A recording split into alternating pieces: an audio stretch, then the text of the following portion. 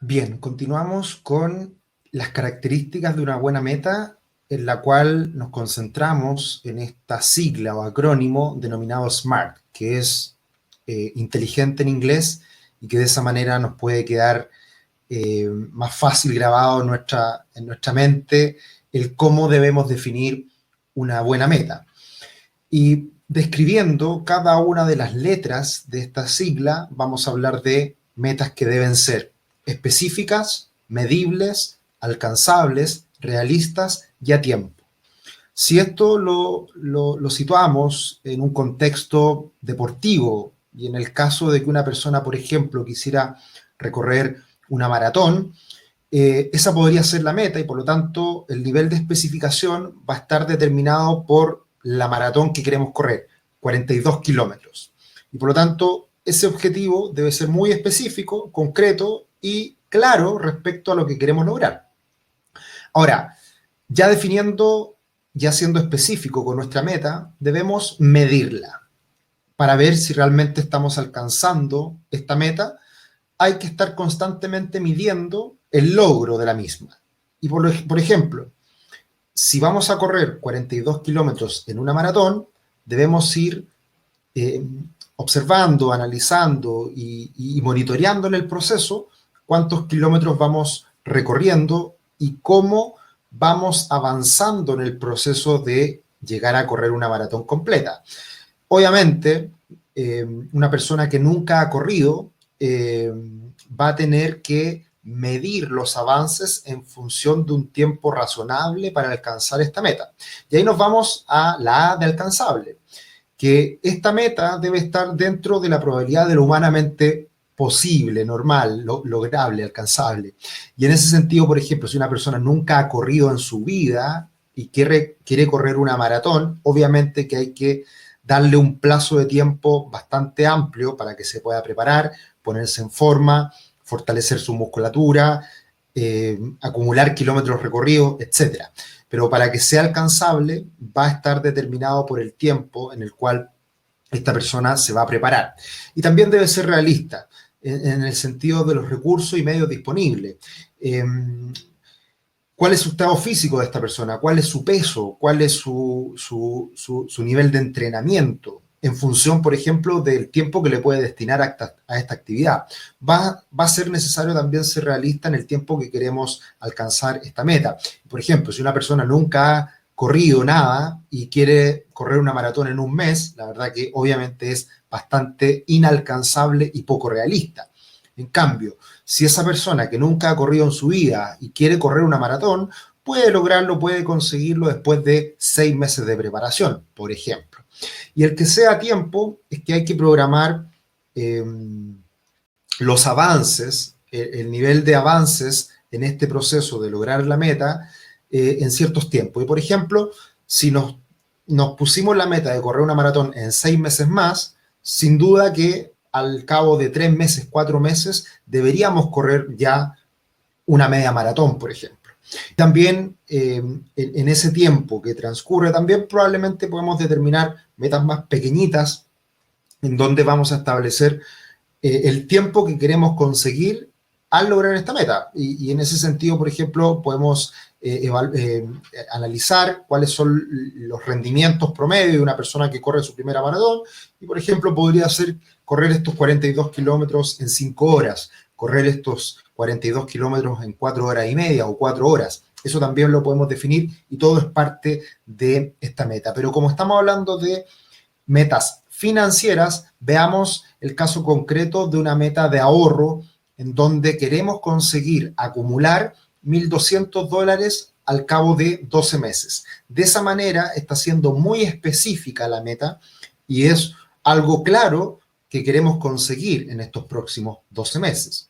Entonces, el nivel de especificación es el ahorro de $1,200 y podría ser mucho más específico dependiendo del esquema que hemos propuesto para ahorrar, en donde, por ejemplo, podríamos establecer un nivel de especificación que nos diga que tenemos que ahorrar $100 mensuales. Está hecho obviamente así el ejemplo para que se entienda de una manera sencilla.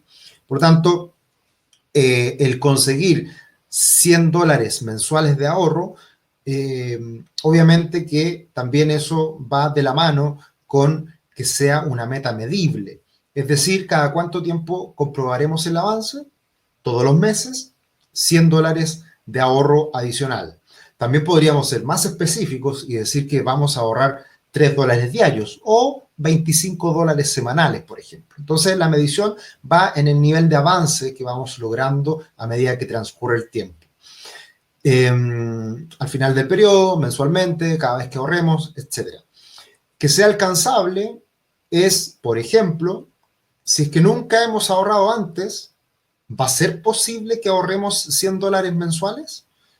Quizás se nos puede complicar la meta, se nos puede hacer algo lejana y por ende debe ser alcanzable esta meta y debe ser un monto que esté de la mano también con nuestro nivel de ingresos. Por ejemplo, si nosotros ganamos $1,000 mensuales, ahorrar $100 mensuales es un 10% de esos ingresos y eso obviamente que es alcanzable. Pero si, por ejemplo, ganamos $200 mensuales y queremos ahorrar $100 mensuales, significa un 50% de nuestros ingresos. Y eso ya puede ser algo más difícil de lograr. Obviamente va a depender de cada persona, de su nivel de ingresos, de su nivel de gasto, pero tiene que ser alcanzable y va de la mano también con el ser realista. Si realmente en el pasado hemos sido capaces de tener el hábito de ahorro, y si nunca lo hemos tenido, probablemente se pueda alejar esta meta y se nos haga difícil cumplirla. Y tanto el que sea alcanzable y realista va muy de la mano con que también esto sea algo motivante, porque muchas veces pasa con las metas que nos podemos poner objetivos muy elevados, metas muy difíciles de alcanzar y transcurren unos pocos días, unos pocos meses, comenzamos bien, pero después nos cuesta, no lo logramos, nos desmotivamos y dejamos a un lado la meta. Por lo tanto, tiene que ser alcanzable, tiene que ser realista. Y que sea a tiempo también es importante porque el hecho de que se cumpla esta meta en los próximos 12 meses, vamos a tener una medición clara y un avance súper concreto de si nos estamos acercando de buena manera a lograr la meta o no. Puede pasar de que en algunos meses nos cueste más ahorrar, en otros, por lo tanto, debemos hacer un esfuerzo adicional y de esa manera lograr el ahorro de los $1,200 mensuales. Y acá les presento una imagen maravillosa. ¿Quién no le gustaría estar ahí en este minuto? En una playa paradisíaca, aguas cristalinas, un sol radiante. Es obviamente algo que todos nos gustaría conseguir y esto se asocia mucho a la libertad financiera, el objetivo muy potente que nosotros promovemos mucho. Y ese logro de la libertad financiera muchas veces es algo bastante difícil de definir, de establecer. Y por lo tanto, si bien puede ser una meta, quizás no es una meta SMART, porque no tiene todos los aspectos relevantes para poder definir de buena manera esta meta SMART. Entonces, lograr la libertad financiera pueden ser muchas cosas. Y ahí quiero aterrizar esta meta en algo más específico, medible, alcanzable, realista. Por ejemplo, meta, lograr la libertad financiera. ¿Cuánto dinero necesitamos para generar con una rentabilidad razonable un ingreso pasivo que nos permita no depender del trabajo? Básicamente la libertad financiera lo que nos dice es que tú no necesitas estar trabajando para obtener ingresos que te permitan vivir.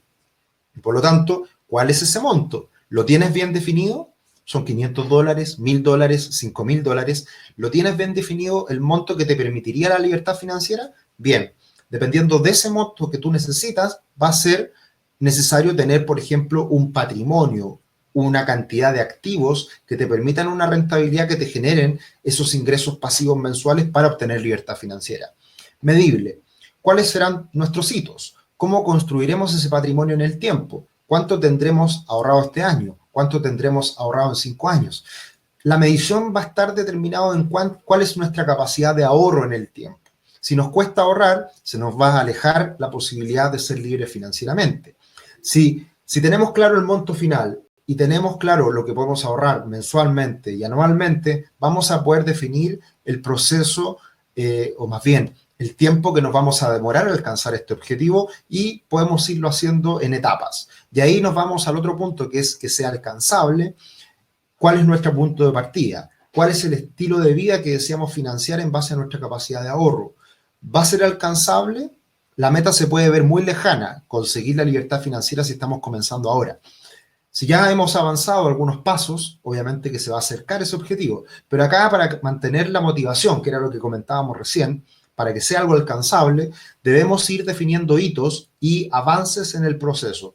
¿Cuánto tenemos que tener al cabo de un año, 3 años, 5 años, 10 años para lograr esta libertad financiera? Y que sean realistas es, por ejemplo, en función de las rentabilidades que van a generar nuestro patrimonio, nuestros activos, nuestras inversiones. ¿Es realista lograr una rentabilidad anual en nuestras inversiones de un 20%? Puede ser algo lejana, pero obtener una rentabilidad del 7% anual es algo bastante más fácil de lograr. Y por ende, va a depender también el cuánto nos demoremos a obtener la libertad financiera, teniendo súper claras las rentabilidades y cuán realistas sean. Dependemos de un evento poco probable, como crear el próximo Facebook. El nivel de vida que queremos tener en el futuro es de muchos millones de dólares, de mucho dinero. Bueno, para eso vamos a tener que crear el próximo Facebook. Es algo difícil. Y por lo tanto, hay que ir aterrizando también las expectativas de cara a lo que queremos conseguir. Y por último, el que sea tiempo, ¿cuándo lo queremos lograr? ¿En 5 años, en 10 años, 15 años, 20 años, 30 años? Yo creo, y estoy absolutamente convencido, de que aunque nos demoremos 20, 30 o 40 años en lograr la libertad financiera, es una meta muy potente, muy motivante, y que los incentivo a que se tracen esa meta de cara al futuro. Esto es algo que siempre comentamos, y en este curso hemos hablado de aquello, en que debemos conjugar ciertos aspectos para conseguir esa libertad financiera. Primero hay que planificar, hay que cambiar un poquito nuestra mente, que muchas veces está muy limitada a ciertas creencias. Debemos poner el foco en aumentar los ingresos, disminuir nuestros gastos, y, muy importante, nos tenemos que educar, capacitar y mejorar en aspectos relacionados a la inversión, tanto inversiones financieras como también inversiones inmobiliarias. Así que, de nuevo, los insto a que establezcan esta meta, más allá de muchas metas pequeñas, como por ejemplo ahorrar, crear un negocio, generar ingresos pasivos y tantas otras metas más pequeñas. Siempre creo, para el que quiere mejorar su futuro financiero, debe ponerse como una meta gigante a alcanzar, es lograr la libertad financiera.